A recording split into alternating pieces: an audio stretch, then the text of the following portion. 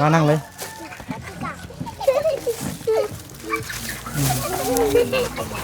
แม่น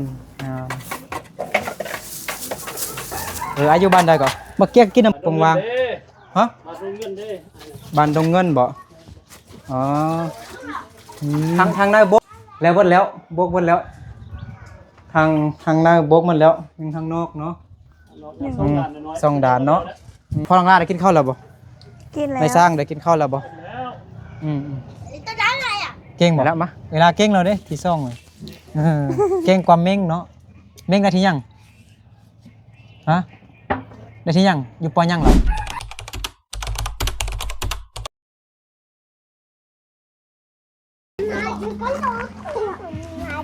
เอากับทักทายสบายดีพี่น้องบดสุขสุขคนเด้อยินดีต้อนรับเข้าสู่ช่องบ่าวนึกเผาไปเนาะตอนนี้บ่าวนึกอยู่บ้านของน้องลาเนาะบ่าวนึกไปสัญญามาไปซื้อของมาให้น้องลาเนาะมีผู้ใหญ่ใจดีเพิ่นซื้อว่าไอ้ไผ่หยุดฟังไผ่ฝากเงินให้ซื้อเป็นของกอกของกินให้น้องลาอาชี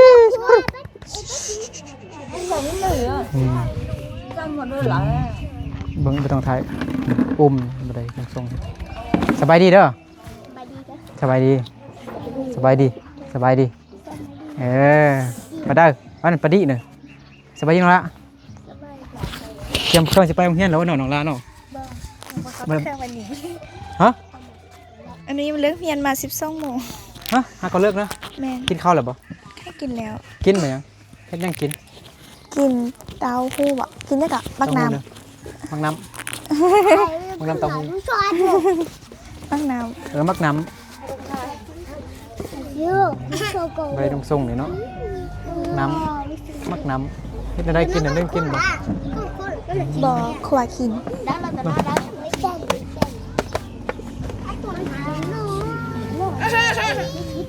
เอามีไวคุณยายใจดีเพิ่นให้ซื้อมีไวให้น้องละกระป๋อง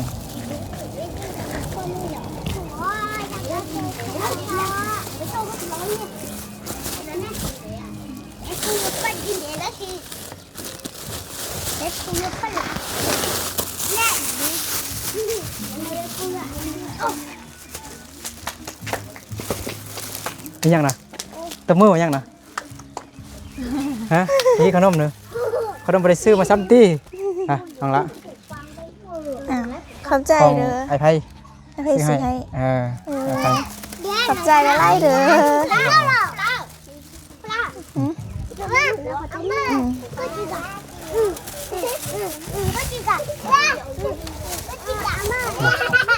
มานั่งเลย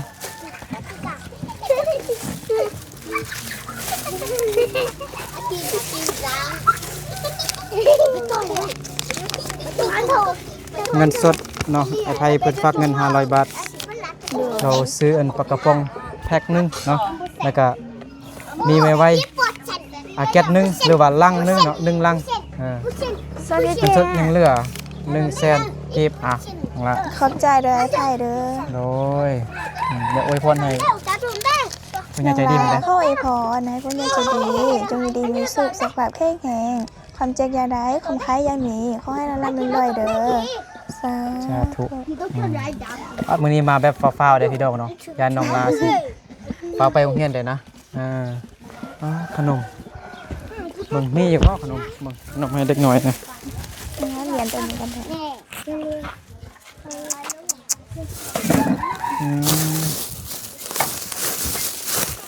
ขนมบกข้อสมทีกินบักไม้แทนบ่เนาะเอามาดินุ่งส่งแล้วบ่ขนมบกข้อนี่กินมักเกี้ยงไปเลยเนาะเอาไปได้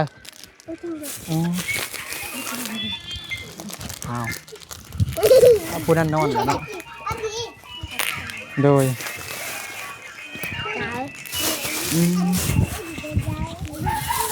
กินมักเกี้ยงก็ได้เนาะเอาถ้าร่มเบิดเอามาเกี้ยงแทนเอาเนาะ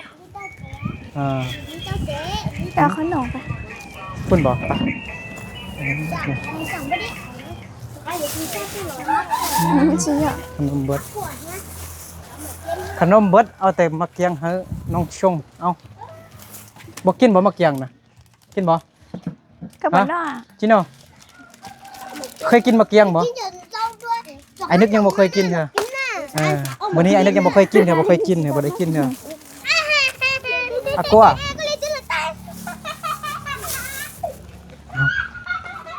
มื้อแรงก่อนจึงกินขนมอีกเด้อเอามาเกียงไปก่อนโอ้เอาให้นายสร้างกินเลย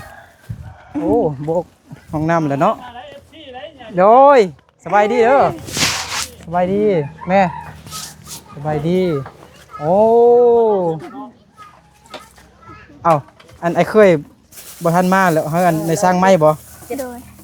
อันนี้การเป็นไอ้เคยคือกัน เดี๋ยวเอามาเกียงเลยเฮากินนำกันอยู่นี่เนาะก่อนแม่นมาเกียงกินนำกันอยู่นี่เด้อนายสร้างเลยพรน้องลาเลยปาดโชเฮ็ดงามเนาะปาดเฮ็ดแต่เช้าบ่ฮะเฮ็ดแต่เช้าอายุบ้านใดก่อนปงวางฮะบ้านดงเงินบ่อ๋อทางนายบกมันเหรอบ่เบิ่งดูเข้าไปในเบิ่งดูอนุญาตเบิ่งทางในดูโธ่งามแล้วเบิดแล้วบกเบิดแล้วทางในบกมันแล้วทางนอกเนาะสองด่านเนาะแล้วบานประตูสิติดมื้อนี้บ่บกแล้วก็ติดเลยแหละบกแล้วก็ติดเลยเนาะแล้วก็เซาเลยสะดวกสบายโอ้งามแล้วงาม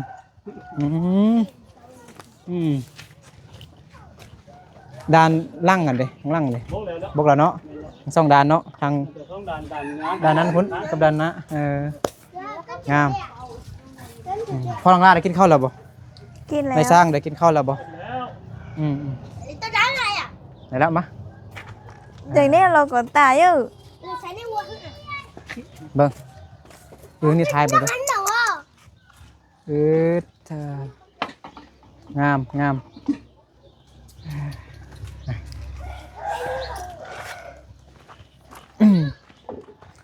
อะกล้วยอยู่ลำเพอ อันก็น่ะอยู่น้ำพ่อ บ่ แม่เลยโดย นี่เลย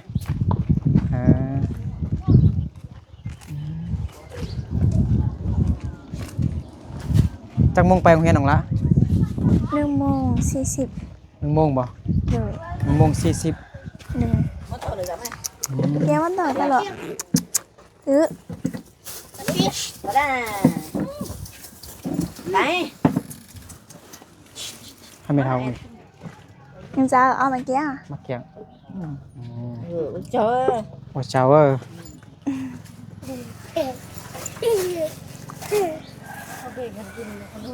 ฮะโอ้มื้อแรงก่อนสิเอามาให้อีกมื้อนี้ฟาวเด้เวลาสิไปโรงเรียนเด้ยังบ่ได้นะคำน้อยได้หรอบ่มาเอามาเกียงมามื้อแรงกินขนมเอาเยอะ เลย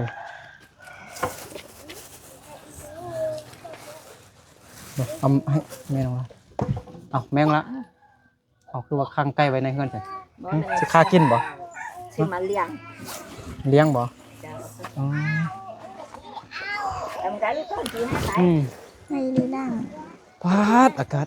ร้อนแห้งพี่น้องเนาะ เฮ็ดหอไปสร้างมาน่ะเครื่องปลาตริสเปซมาสัญญา สิ่งเนี้ยเมื่อกี้ไอโทรหาน้องมันอายุ18อยู่แต่น้องโทรหาขี่รถอยู่ยินเสียงลมพัดบ่ ได้ยินอยู่ 1 โมงครึ่งบ่ไปโรงเรียน โดย1:40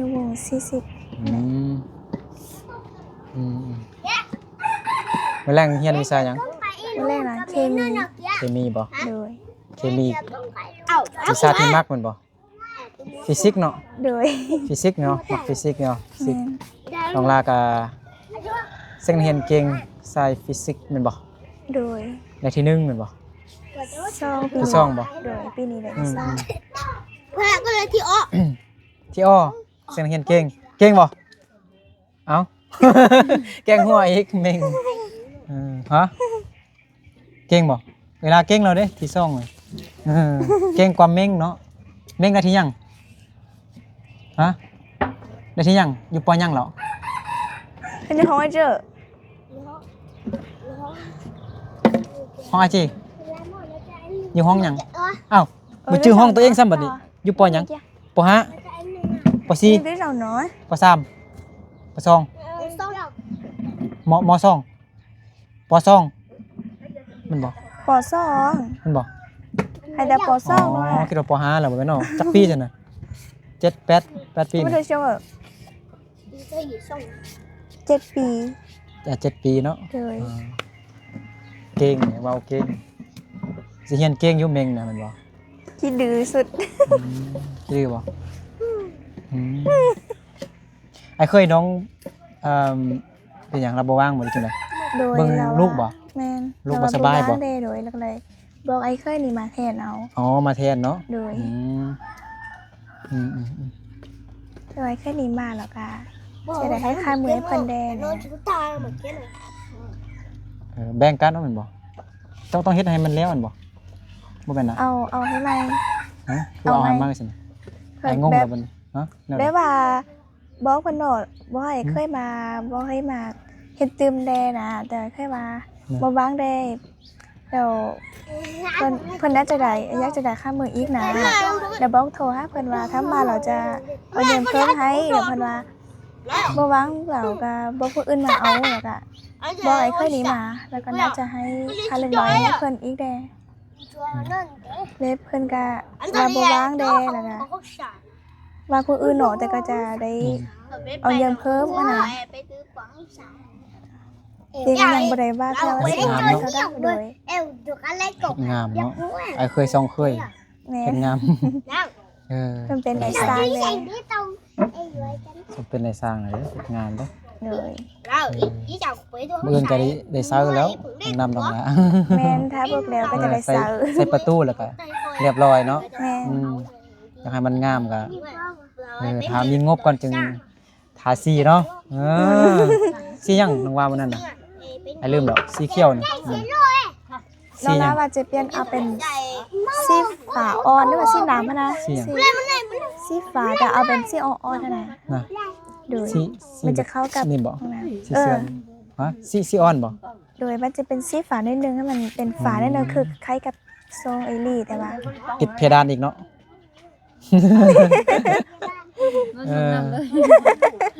เย็นดีว่าติดเพดานแล้วก็เย็นเลยเย็นกว่าน้ำอยู่ในเฮือนอีกเลย เข้าไปห้องน้ำเป็นสมบุงบ่ออก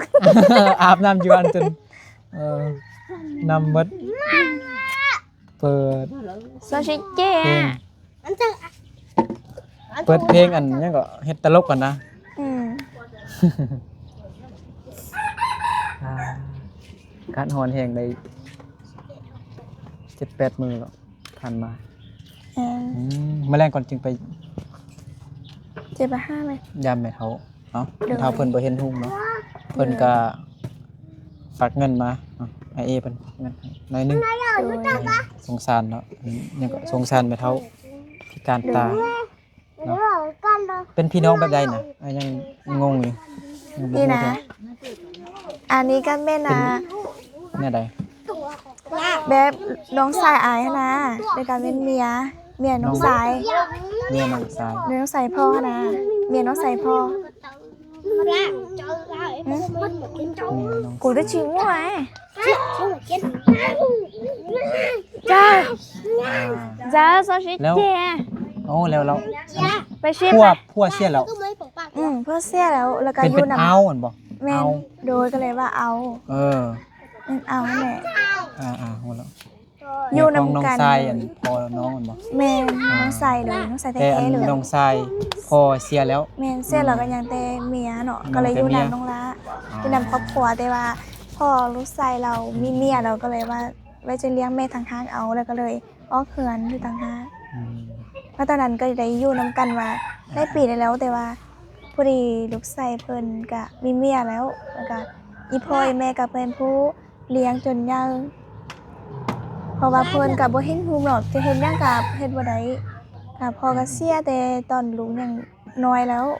เนี่ยพ่อแม่ก็เลี้ยงปั่นลูกชายตนเองมาจนยัง อ่า จะซื้อเครื่องนี่ก็ตอนเอาเมียนี่พ่อแม่ก็เป็นผู้ออกค่าดอกให้ อ่า เนี่ยก็เลยว่าจะเลี้ยงแม่แล้วก็เลยให้แม่ก็เพิ่นไปอยู่นํกัน ก็เลยออกเพื่อนร่างนี้ให้ อ่า รับแล้วก็ปลูกปากลูกปลูกปากไป โอ้บ่ได้ซอกแคม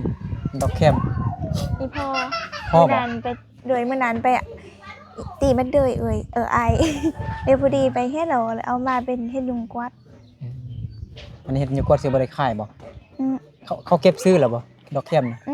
ปีนี้บ่ได้ยินเข้ามาซื้อนะ อ่ะ แต่ก็เห็นเขาค่ายๆอยู่ บ่เห็น จ้ะ เขาซอกเนาะ แม่ อน ยู่แถวนี้มีแต่อยู่แถวบ้านอายพุ่น เออ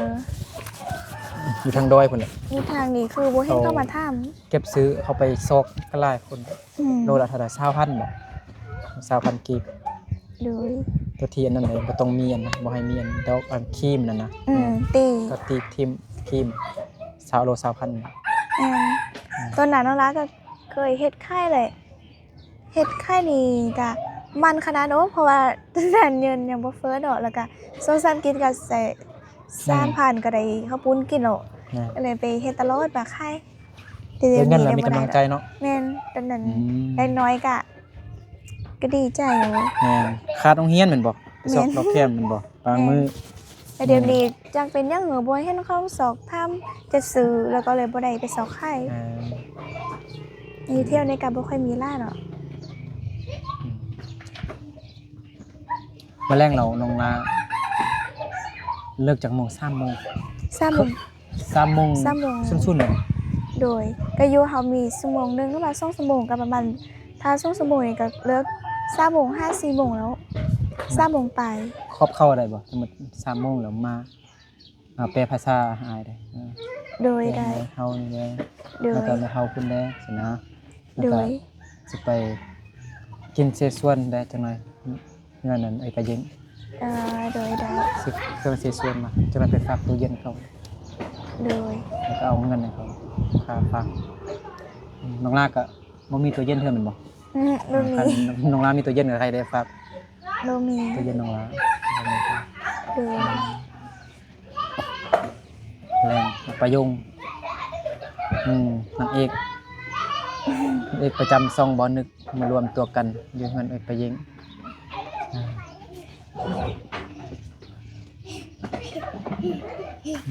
เด็กน้อยไปโรงเรียนบ่ ป้าดาเดี๋ยวบ่ได้เข้าอันได้กินข้าวหรอ ยัง บ่ได้กิน ยังบ่ได้กินเถอะเนาะอันบ่สบายดีเช้าดีเด้อสวัสดีข้างหลัง บ่ได้กินอันนั้นก็ให้กินข้าวกัน ดีว่ามียังกินแล้วซื้อบังปากให้บังเกบังปลาให้ บ่ กิ ยาน ก ไว้ บ่ยากจะกินแต่น้ำซื่อๆดอกน้ำหวานๆซื่อ เราก็กินน้องลาไปให้กินโอแต่พาเขาให้กินโอ ๆ อยากเขาละติบัดมือมันตอน 2โมง1โมง2โมงก่อนเป็นหยังบ่ทันอยากแห้งดอกธรรมดาสิ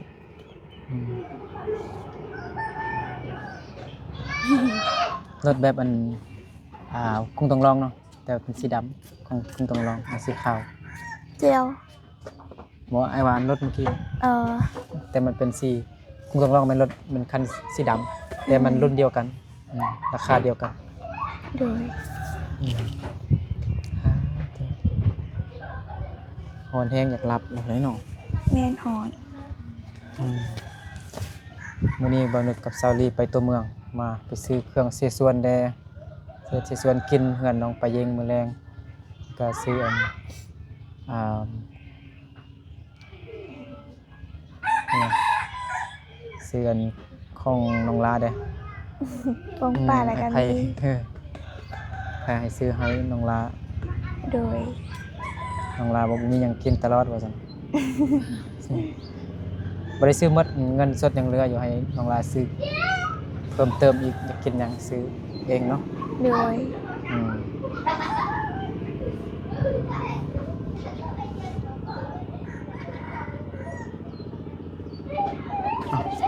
น้องลายังบ่ได้กินมะเกียงเลยเคยกินมะเกียงบ่น้องลาบ่เคยสิโอบ่อายแม่ บ่เคย บ่เคยกิน แล้ว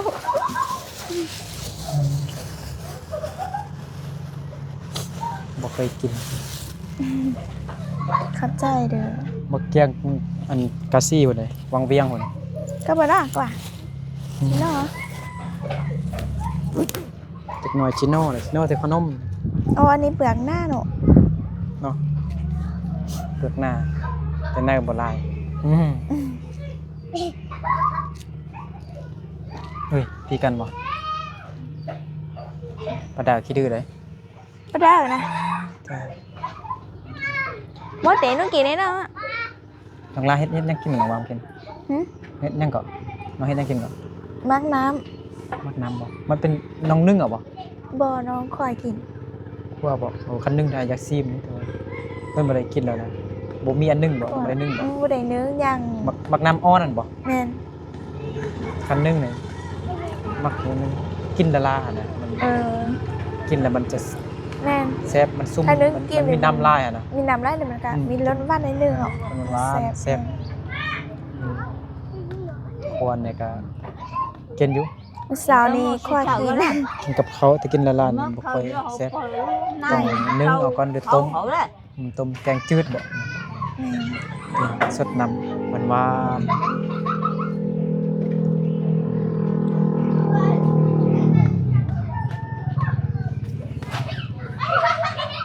านบ่บักเกียง หวาน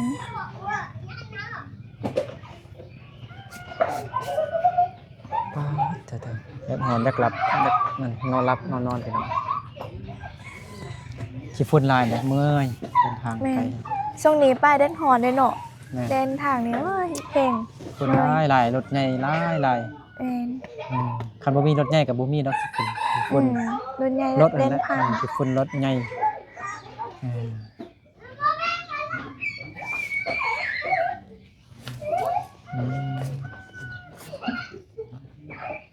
ตอนใส่เลยสิไปห้าใบเท้าบนบ่ บ่ทัน บ่ทัน ลาบ่ทันของเฮียน จังบ่งสิติ 1 โมง12 โมง1 โมงยัง ทันอยู่ หืม ทัน ทันอยู่ โดย 40 นาทีนะไปนะ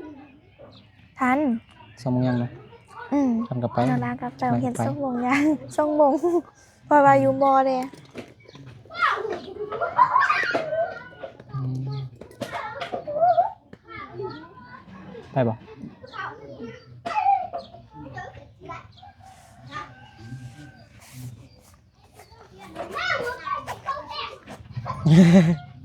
นอนรับเงานอนพี่น้องเนาะ คือสิเมื่อยเห็น ต้นแรงแรงก็ได้ต้นแรงเนาะ ตอนแรกก็ได้ น้องเลิกน้องครอบอาจารย์เลยมา3 โมง โดย พอดีมา2 โมง3 โมงยังมาก็พอดี โด มาย ได้ 3 โมงส่วนๆเนาะ โดย ทันอยู่ไป ทันอยู่ ไปยามแม่เฒ่าผู้ย่างบ่ได้ไปบ่เป็ดหันพี่เนาะเนาะแล้วก็กลับมาแล้วก็เรื่องมาอันมายาม โดย แม่เฒ่านี่ก่อนจึงไปหามันก็ได้แม่เฒ่าเพิ่นก็ได้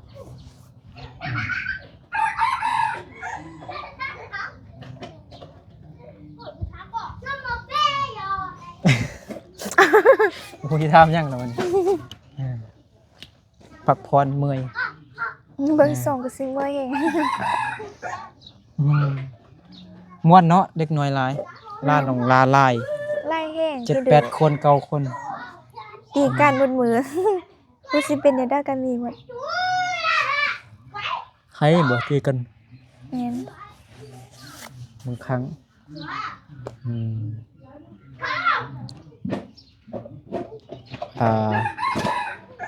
เดี๋ยวบันทึกกลับบ้านก่อนไปกลับก่อนเนาะ โดย มีแรงขึ้นมาอีก โดย ครับไปพักผ่อนบทหนึ่งก่อนทำสวยแต่แรงกลับมาหาน้องหลายอีกเนาะ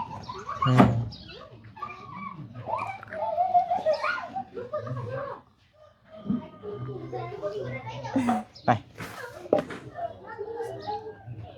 น้องหลาได้กลับมาไหม หึ กลับเมืองเพียง แค่มึงเพียง ไปหาครูบาเมืองเพียงสิบ่ โอเคพี่น้องเนาะขอบใจขอบคุณผู้ใหญ่ใจดีเด้อเนาะไอ้ไผขอบใจไอ้ไผหลายเด้อ ขอบใจละไล่เด้อ ไผจงอยู่ดีมีแห้งสุขภาพเข้มแข็งแข็งแรงปราศจากโรคภัยไข้เจ็บทั้งปวงขอให้ร่ำให้รวยสาธุไปก่อนเนาะเจอกันใหม่บ๊ายบาย